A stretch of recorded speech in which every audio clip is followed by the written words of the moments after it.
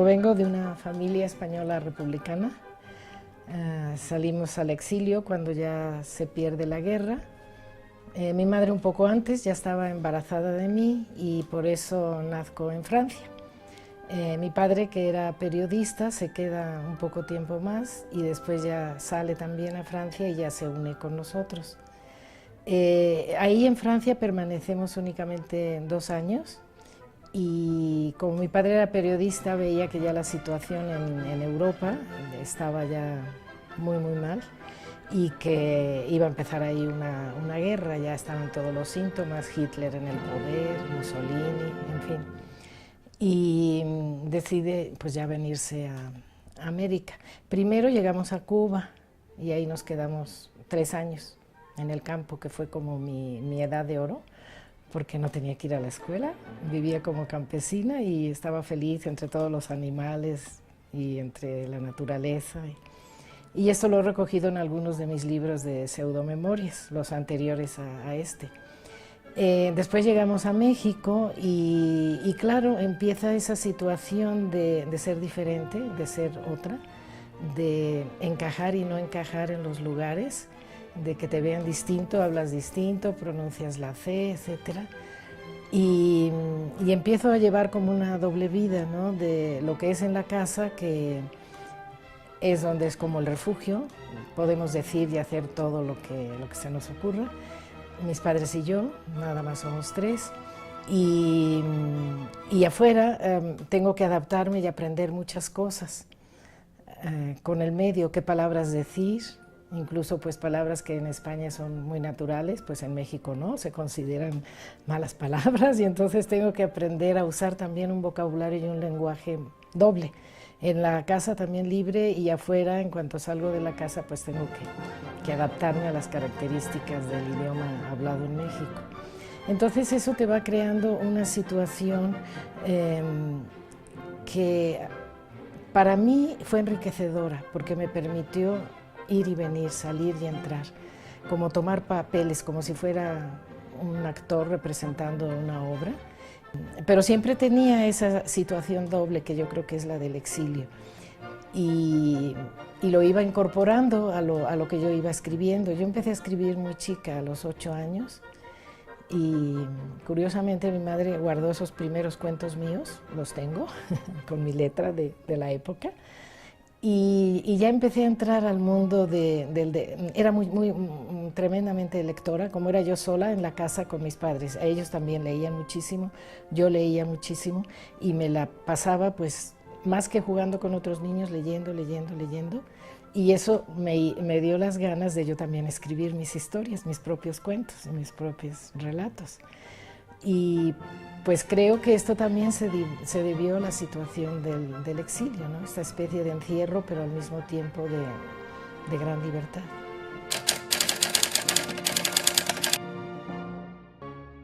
La clave, diríamos, del exilio, precisamente es la memoria, porque lo que estaban haciendo mis padres conmigo de niña era contarme todo. Nunca conocí a mi familia. O sea, ni tíos, ni primos, ni abuelos, porque cada uno fue a parar a otro lugar y muchos no pudieron salir de España y se tuvieron que quedar. Entonces era enseñarme fotos y enseñarme las historias de cada uno. Entonces me contaron tantas cosas que yo las fui guardando en la memoria. Y mi madre, que me apoyaba mucho para escribir desde chica, me decía, mira, te cuento esto para que un día tú lo escribas. Y yo pensaba, no, yo no voy a contar esas historias. Y me pasó muchísimos. No son mis primeros libros, pero mucho después, cuando empecé con las pseudomemorias, pues empecé a contar y a recordar todas las historias que me habían contado a su vez mis padres. Entonces es recoger esa tradición,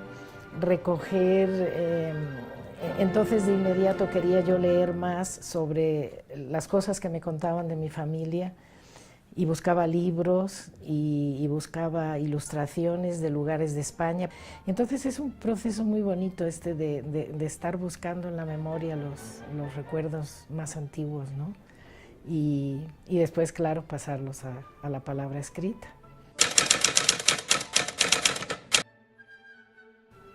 Muy pronto me di cuenta de que la memoria no es nada fiel y que de la memoria olvida. Porque comparando recuerdos con mis padres, si ellos me decían, ¿te acuerdas que en Cuba pasó esto y esto? A lo mejor yo les decía, no, no me acuerdo, o yo lo había interpretado de otro modo. Y al revés, yo les decía a ellos, es que yo me acuerdo, todavía a los 2 años tengo recuerdos de Francia. Me decían, es imposible. Y entonces se los contaba y le decía lo que yo recordaba de París. Y me decía mi madre, claro que sí, ya sé cuándo fue ese momento. Es decir, de pronto resulta que yo, la hija, estaba recordando cosas que ellos ya habían olvidado, pero que a mí me quedaron muy, muy grabadas. Y entonces, pues empecé a darme cuenta de todo eso, más de algo más grave. Y es que como uno tiende siempre a redondear las historias, no le gusta a uno quedarse sin saber cuál es el fin, qué pasó al final. Hay cosas que, por ejemplo, ahora de pronto me pregunto, ¿y por qué no les pregunté a mis padres tal y tal episodio? No sé cómo ocurrió. Por ejemplo, no sé cómo salí de España. ¿En qué medio? ¿Si a pie? ¿Si en coche? ¿De qué modo? ¿O en avión o cómo? Porque como mi madre salió antes de que acabara la guerra, no salió con el gran flujo que iban a pie por las carreteras, sino que ella salió antes. Y nunca se me ocurrió preguntárselo. Entonces, esos huecos los empiezas a llenar, porque necesitas terminar la historia, no te puedes quedar con un suceso que no sabes cómo terminó, porque es la vida y la muerte, ¿no? Entonces, pues empiezas a inventar, y empiezo a inventar cómo salimos de España, y ya redondeo la historia. Entonces dije, pues no son memorias. Sí hay una parte de memoria, efectivamente, pero la estoy también inventando, porque eso yo no sé si pasó o no. Y entonces dije, pues son falsas memorias. Aparte, a lo mejor algo que sucedió de un modo, después tú hubieras querido que sucediera de otro, y también lo cambias al escribir, y no fue así como sucedió. O conoces una historia de alguien y te gusta, y entonces te la adjudicas. Pues eso que le sucedió a esa persona, ¿por qué no voy a decir que me sucedió a mí? Es el pasado, ya nadie lo puede comprobar. Entonces hay tanta invención en la memoria que por eso se me ocurrió llamarle pseudomemorias. Básicamente he tenido una idea central que es el exilio, y para entenderlo, porque hay que entenderlo, qué es lo que pasa, por qué sucede y la relación con los demás, pues me di cuenta que se podía enfocar desde distintos géneros, y esto te permite verlo y profundizar más en qué es el exilio. Si es un poema, tiene que ser algo breve, puedes dejar cabos sueltos, dejar a la imaginación del lector, y es otra manera de verlo. Pero puede ser un cuento, entonces tiene que ser también conciso, pero ya puedes dar más detalles. Y puede ser una novela y entonces puedes extender todo lo que quieras.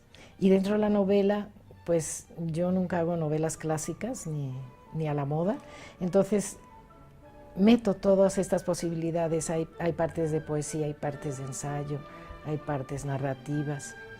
Y todo esto, y con los diferentes personajes que voy creando en las novelas, por ejemplo, el enfoque del exilio puede ser diferente. Y entonces estoy tratando de entenderlo todavía hasta la fecha.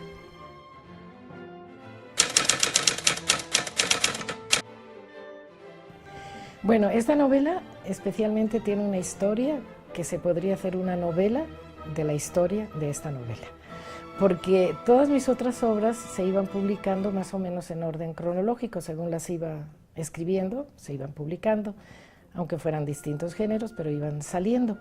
Esta, aquí tengo que decir algo muy, muy personal.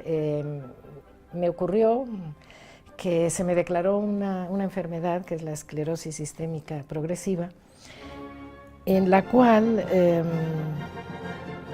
el término de vida está limitado. Te dicen vas a vivir 4 o 5 años. Entonces, en el momento en que me dicen eso, yo lo que quiero es terminar los libros que tengo empezados, como redondear mi vida, terminarlo, y al mismo tiempo dar una constancia del proceso de esta enfermedad y de cómo te cambia la concepción de todo tu mundo alrededor, empezando por el tiempo. Porque el tiempo, cuando no estás condenado a muerte, es igual que un prisionero que estuviera condenado a muerte. Cuando no estás condenado a muerte, pues piensas que tienes todo por delante y no haces planes porque pues, tengo toda la vida y estoy sana y no hay otra cosa que hacer. Pero cuando te dicen eso, entonces empiezas a hacer como una especie de historia y hasta dónde has llegado y qué has hecho.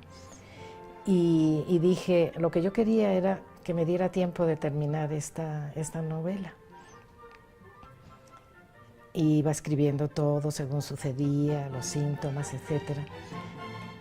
Y la relación con los demás, cómo te empiezan a ver de manera muy diferente cuando estás condenado a cuando estás feliz saltando por la vida, ¿no?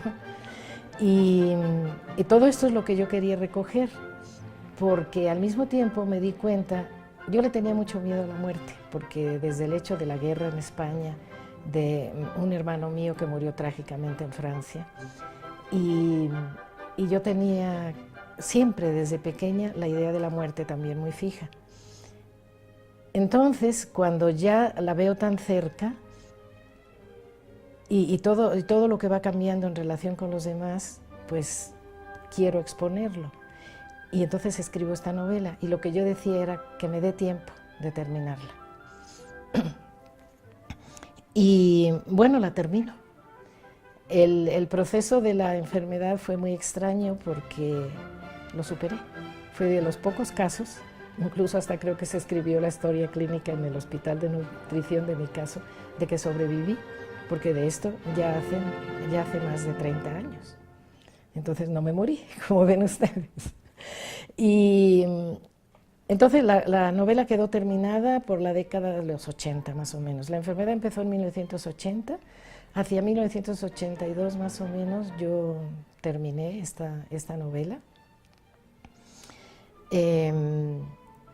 Y un poco después, bueno, la revisé, todo esto, se la di a un editor, Luis Mario Schneider, que ya me había publicado mi primer libro de cuentos, que era Huerto cerrado, huerto sellado. Y entonces le ofrecí esta novela y me dijo que sí, que me la iba a publicar. Resulta que la editorial casi al mismo tiempo empieza a ir muy mal y él se muere. No yo, él.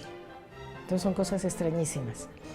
Entonces queda detenida la novela, recupero mi manuscrito y la dejo. La empiezo a leer y no me gusta, no me satisface. Y la dejo y mientras sigo escribiendo otras cosas y publicando otras cosas. Pero de vez en cuando regreso a ella y la vuelvo a revisar y cambio algunas cosas y sigue sin gustarme y así pasa el tiempo. De pronto la empiezo a dar a otras editoriales, no les interesa, hasta que finalmente encuentro que Chema Espinaza, con sus ediciones sin nombre, pues sí me la recoge. Y es para mí muy extraño de pronto también volver a verla. Cambié, claro, actualicé algunas cosas porque después de tanto tiempo pues ya era interesante poner cosas del momento actual, ¿no? Después de 30 años. Entonces por eso digo que, y muchos otros episodios que ocurrieron en medio, pero por eso digo que de esta novela se podría hacer otra novela.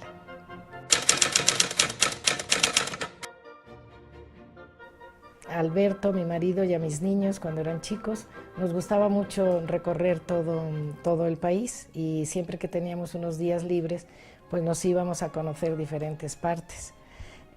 Una vez teníamos ganas de ir a Malinalco y no pudimos llegar, tuvimos un pequeño accidente, no grave, pero ya el tiempo se nos acababa y ya no pudimos ir a Malinalco.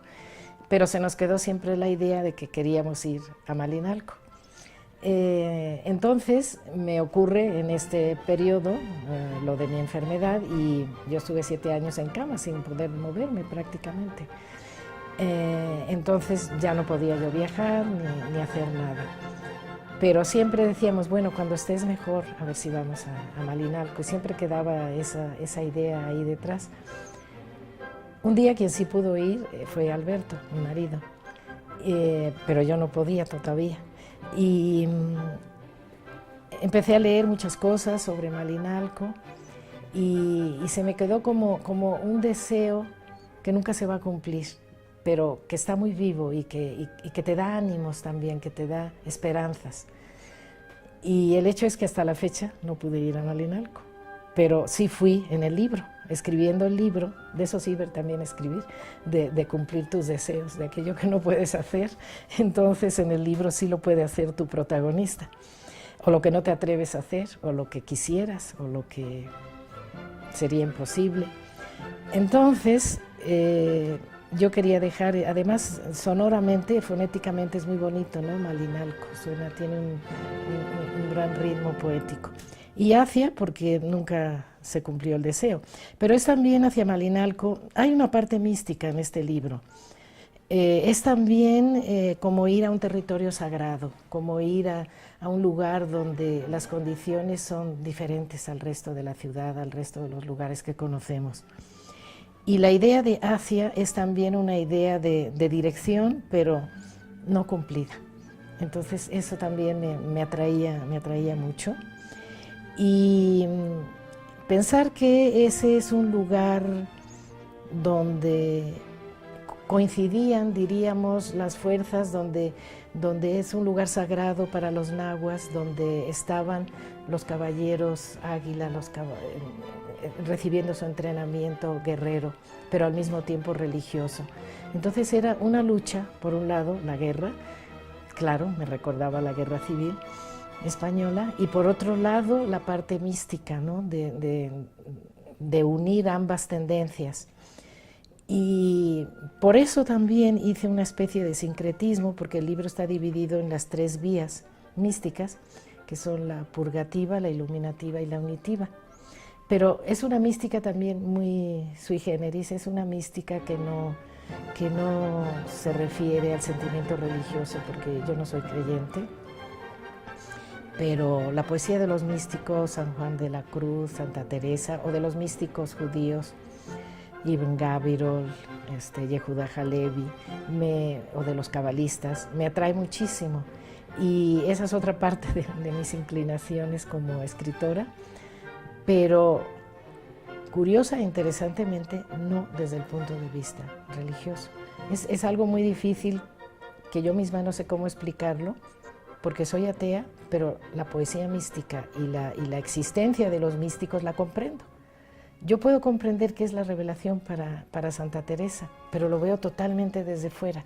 Entonces no sé cómo esa mezcla de razón y de pasión y de imaginación y de revelación me puede ocurrir. Y eso es lo que también traté de explicar en este libro, esa situación tan especial que yo no he visto en otros autores o en otros escritores, porque son una cosa o son la otra, pero ¿cómo pueden existir las dos al mismo tiempo?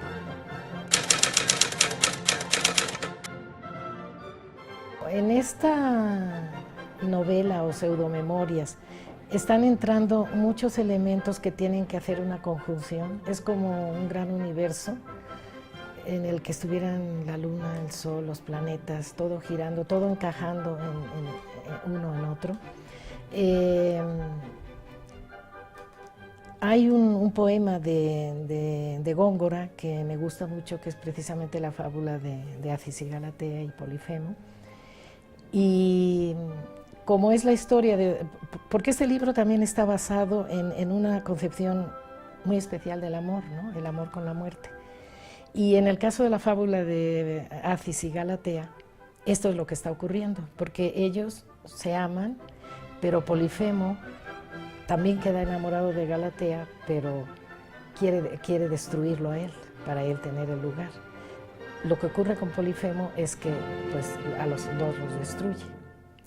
Y entonces la idea mía era que Acis y Galatea quedan como la pareja de amantes y Polifemo sería la enfermedad, porque los va a destruir, si no físicamente, a uno sí, al otro no, pero internamente y desde el punto de vista del amor, de Eros, sí los va a destruir. Y entonces Como era una fábula que en ese entonces estaba yo leyendo y releyendo mucho, incluso intercalo algunos versos sin decir que son pero digo del poeta. Entonces esto se sobreentiende, espero que se está refiriendo a Góngora, y más por el tema que es uno de sus poemas más conocidos, ¿no? No voy a leer unos fragmentos, el principio de la novela, Hacia Malinalco, que está dividida en 3 partes, que son las 3 vías místicas, pero a su vez cada parte lleva el nombre de un día de la semana, porque está relacionado con él: lunes con la luna, martes con Marte, miércoles con Mercurio, etc. Y empieza así. Lunes, es el primer capítulo de la vía purgativa. Cerró la puerta lentamente y empezó a bajar las escaleras. No quería pensar en lo que acababa de oír. Era muy grave, pero no quería aún aceptarlo. Si no lo aceptaba, le quedaría una brevísima fracción de tiempo, que podría alargar un poco más, antes de tener que reconocer que se enfrentaba a lo irremediable. Todavía, mientras durasen los tramos de la escalera, y quién sabe, todavía en la calle, y hasta todavía en el camino a su casa, podría seguir alargando la aceptación de lo que ya era innegable. Pero cuando llegara a su casa y abriera la puerta y la cerrara tras de sí, a solas, completamente a solas, ya no podría engañarse. Tomaría el espejo y se enfrentaría a la realidad. Sería una especie de revelación. Tendría que reconocer que ella empezaba a dejar de ser ella, que una parte de ella se desprendía para adquirir una nueva porción desconocida, que lo que había pensado de sí hasta ahora, la imagen en el espejo, ya no le pertenecería.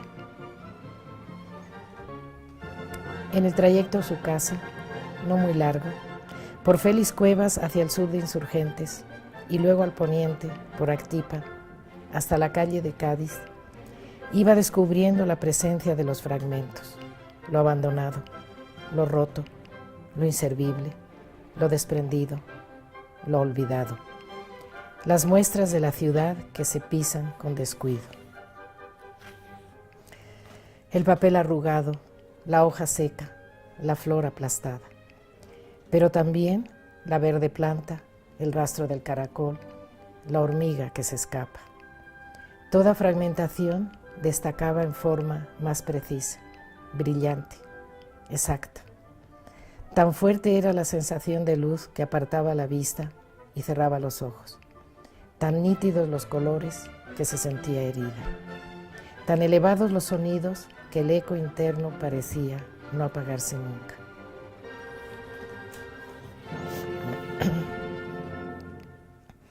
Galatea sabe que va a morir. Las palabras se lo confirmaron.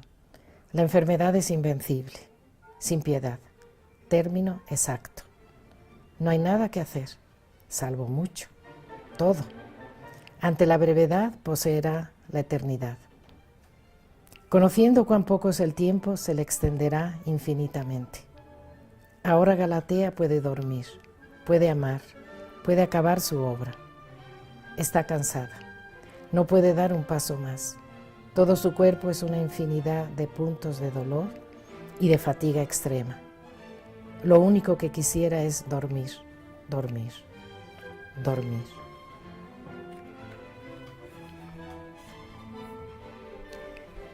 Galatea tenía una idea obsesiva que nunca cumplió, y era la de ir a Malinalco.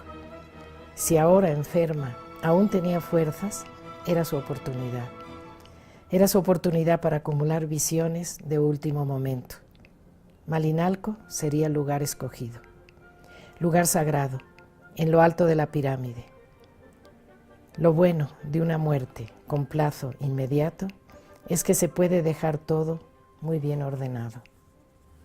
La vía purgativa consiste en todas esas eliminaciones que serían fáciles de cumplir. Después de todo, una muerte es una limpieza, un vacío, un espacio ganado. Por lo tanto, ya no haría falta la cédula de Hacienda, ni la credencial de lector, ni siquiera un pasaporte, pues no funcionarían en los nuevos territorios. podría eliminar todo eso. Después de las horas y días que le costó conseguirlos, de las largas filas de espera, del consuetudinario, falta un documento, o vuelva otro día. Pero, ¿y si no se muere? Porque una sentencia a muerte no es ninguna seguridad, ni siquiera las carcelarias, que hay disposiciones de último momento que pueden anularlas.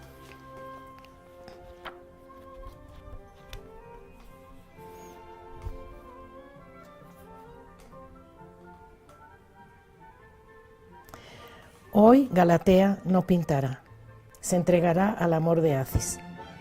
Su cópula será perfecta, como el grabado alquímico del rey y la reina hermafroditas que yacen en la tumba. Sus pieles formarán un círculo envolvente sin principio ni fin. Sensaciones, marejadas, abismo gozoso, orgasmo, mar, espejo, como la leyenda de Acis y Galatea. Los cuerpos entrelazados evocan paisajes. Entre los brazos, la nostalgia del amor es la nostalgia de lugares imaginarios. Otras cópulas en otros paisajes. Los cristales de nieve se acumulaban en otras ciudades. La imagen recurrente de Filadelfia y los momentos de éxtasis amoroso. Las caricias en el cuello, los mordiscos, la suavidad de las yemas de los dedos. Las manos que recorren los cuerpos sin poder detenerse, los sexos expuestos, frágiles, poderosos, los ojos abiertos, los ojos cerrados, el instinto sin explicación. Rodar cuesta abajo hacia profundidades nunca conocidas, a veces el miedo de hasta dónde se puede llegar, o bien el miedo que ya no existe. Ir más allá del miedo, las nuevas sensaciones, las pieles en sensibilidad exacerbada, el orgasmo en el centro. Acis y Galatea elevan la cima de la unión perfecta.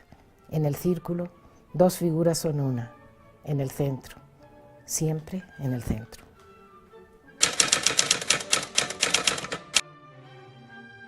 Tengo varias cosas, algunas de tema también sefardí.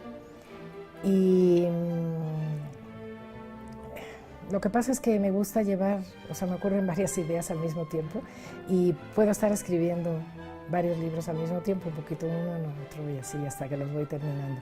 Tengo un libro de poesía básicamente terminado, me faltaría ordenarlo, revisarlo, agregar algún que otro poema que se llama Cosas Veredes y que son sobre situaciones extrañas en la ciudad, sobre todo en México, ¿no? Cosas que ocurren en la calle, sobre todo en la calle. Este es un libro como muy externo. Tengo también una antología que estoy preparando de cábala, alquimia y gnosticismo, porque de nuevo todas esas tendencias así espirituales, heréticas, que fueron muy perseguidas, a los gnósticos los acabaron, una cruzada que mató a todos, ¿no? Eso es en los albigenses, los cátaros, todo ese grupo en la Edad Media en Francia. Los alquimistas también fueron perseguidos porque se pensaba que hacían cosas raras, extrañas, que tampoco es la verdad. Y los cabalistas, que tampoco es la verdad que hicieran cosas extrañas, sino que estaban en el mundo espiritual. Entonces tengo esa antología, que también me falta ordenarla, ponerla bien. Y otro libro muy extraño que estoy escribiendo que no tiene género, que pueden ser relatos pequeños, relatos grandes, inclinarse hacia un ensayo o inclinarse hacia una historia contada. También sobre aspectos del siglo XX, tomo a personajes históricos a veces y les cambio su vida, se las altero, otras pseudomemorias, o aquello que no sé de ellos y se los voy metiendo, les voy inventando. Y así va avanzando con hechos y personajes. Y aparezco yo también como personaje y me refiero ahora sí a hechos muy concretos de la memoria que rescato de mi pasado. Y Y esos son, diríamos, Bueno, y estoy empezando otra novela, pero esa todavía estoy leyendo mucho, de un episodio que ocurrió a mi familia, eh, situado en los años 30, pero en un barco, en un transatlántico, que se hundió, que es una historia parecida a la del Titanic, pero que ocurrió en el Golfo de Adén, en otro mar muy distinto, y que tiene muchas conexiones de tipo de espionaje y de situaciones muy extrañas. Entonces, pensarla nada más me está divirtiendo mucho, pero todavía estoy leyendo sobre esa época y sobre el barco en sí, y con la gente que todavía queda viva de mi familia, preguntándoles qué cosas recuerdan ellos de ese episodio. Y en esas estoy. Como verán, para mí escribir es muy divertido.